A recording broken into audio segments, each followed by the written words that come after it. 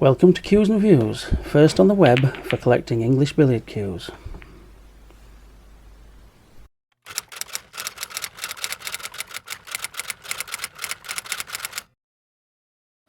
When you first buy an old billiard cue or an old snooker cue, you may buy this cue because you like the colour of the wood, you like the timber used, or you simply like the feel of the cue.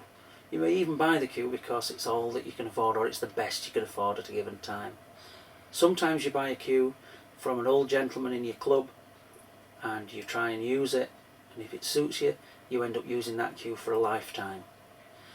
That cue then almost becomes synonymous and symbolic as an additional piece of your own arm, and the shots that you can play with that cue are unique to you and that cue as a partnership. If that happens, there's a good chance that you'll only buy one cue in your whole playing career, whether amateur, professional, league player or occasional player in a social game of snooker or billiards or even pool. These cues are what I refer to as playing cues. Often the badge or the nameplate or the identification badge becomes worn because of the oils and the sweat and the constant sort of rubbing of your hand up against that plate as you use the cue, and sometimes those cues can become unrecognisable as whether they're a Fred Davis cue, Joe Davis cue, whether they're a Walter Lindrum cue, whether they're a provincial maker's cue, Peridon, Thurston's, whoever. No one knows.